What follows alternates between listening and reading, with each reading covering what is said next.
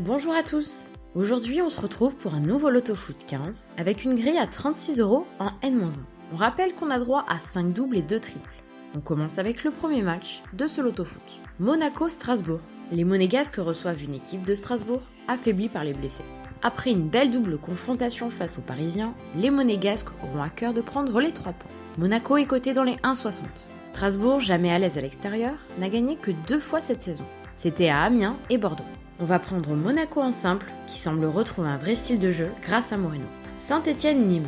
Les Stéphanois sont cotés dans les 1,80. Assez costauds à domicile, ils n'ont gagné que 3 matchs à Geoffroy Guichard cette saison. Ils restent sur 2 défaites de suite face à Paris et Nantes. À l'instar de Strasbourg, Saint-Étienne possède une infirmerie pleine. Mais Nîmes n'a jamais gagné un match à l'extérieur cette saison. De plus, il reste sur une claque à Dijon en Coupe de France 5-0. On va tenter le simple de Saint-Étienne, mais pourquoi pas sécuriser sur le nez. Montpellier-Dijon. Montpellier 4e au classement, des équipes à domicile. Seuls Paris, Marseille et Lille ont fait mieux. Eux aussi ont gagné 5-0 en Coupe de France. C'était face à Caen. Montpellier possède 9 points d'avance sur Dijon et 15 points de plus au goal average. On va partir sur un simple, mais on va poser le double en cas de surprise. On verra plus tard si on peut se permettre de le laisser. Reims-Metz. Reims aura 3 jours de repos après sa demi-finale face à Paris. Même si Reims est très solide à domicile et Metz très faible à l'extérieur, on va poser le triple pour un match qui pourrait s'avérer piégeux en raison de l'état de fatigue des Rémois. Brest-Amiens. Brest, c'est 2 défaites à domicile en 2019 et 4 en 2018. Amiens n'a gagné qu'à Metz. Brest est coté à 2,12. On y voit une légère value sur les Brestois. On part sur un double Brest ou nul par sécurité. Séville-Grenade. Séville est coté dans les 1,40. On se souvient que Grenade était leader en octobre avant de dégringoler à la 10e place. Ils ont d'ailleurs gagné le match aller face à Séville en août dernier. On va partir sur un simple sur Séville qui se fait rarement surprendre à la maison. Torino-Atalanta. Un match piège qui avait vu le match aller se solder par une victoire du Torino 3-2 à l'Atalanta. Même si l'Atalanta est coté dans les 1,75, tout est possible dans ce match. On va placer un triple pour le moment et on verra plus tard si on prend le double. Naples-Juventus. Les deux équipes vont jouer en coupe cette semaine. Naples reste sur une seule victoire sur ses 12 derniers matchs de Serie A.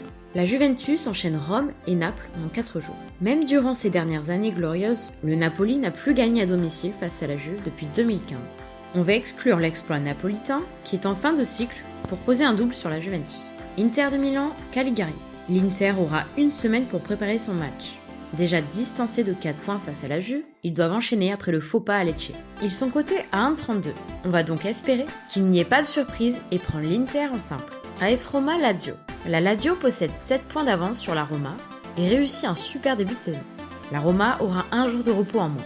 Les cotes sont très serrées et c'est un match difficile à prévoir. On va placer le triple sur ce match italien. Valladolid Real. Les deux équipes jouent en coupe cette semaine. Et si Valladolid ne perd pas, cela fera 6 matchs d'invincibilité. Les hommes de Zizou sont dans une forme olympique puisqu'ils n'ont pas perdu depuis 18 matchs. Sergio Ramos devrait être juste pour reprendre.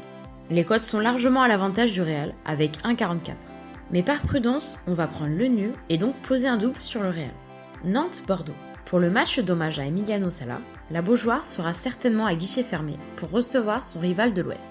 Même si l'année dernière, le match hommage ne les avait pas empêchés de s'incliner 4-2 face à Nîmes, les Nantais restent sur 3 défaites consécutives. Mais les Bordelais n'ont pas battu un concurrent direct cette année. On part sur le double sur Nantes. Lyon-Toulouse, un match qui fait écho au match de l'Inter où tous les voyants sont au vert pour les deux équipes. Toulouse reste sur une série catastrophique de 11 défaites d'affilée, quand les Lyonnais sont sur 5 victoires toutes compétitions confondues. Malgré son match de coupe, Lyon comptera 5 jours de repos.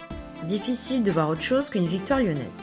Lyon, qui est pour le moment 18e des équipes à domicile, va donc sans doute remédier à cela.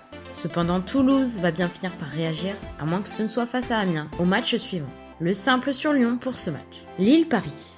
Le leader au classement des équipes à domicile, qui reçoit le leader du championnat extérieur et général. On se souvient de la claque reçue par les Parisiens en avril dernier, battue 5-1 par les hommes de Galtier. Concernant les cotes, Lille est coté à 7 et Paris à 1,40. Paris aura déjà joué 6 matchs en 2020 contre 5 pour le LOSC. On part sur un simple pour le moment sur Paris, faute de pouvoir mettre le double. Ce qui nous fait donc 5 doubles et 3 triples. On va donc enlever un triple.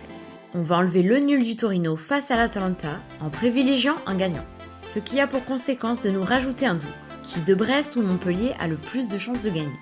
D'après les cotations, c'est Montpellier, mais Brest semble sous-estimé par les bookmakers. En cas de victoire montpelliéraine, il resterait sur 5 victoires de suite, toutes compétitions confondues, ce qui n'est plus arrivé depuis des années. On va donc laisser le nul pour Montpellier et faire confiance aux Brestois. Alors ce n'est pas très orthodoxe comme méthode, mais on va tenter le coup. Merci à tous d'avoir regardé ce Loto Foot. On se retrouve très vite pour d'autres vidéos. À bientôt.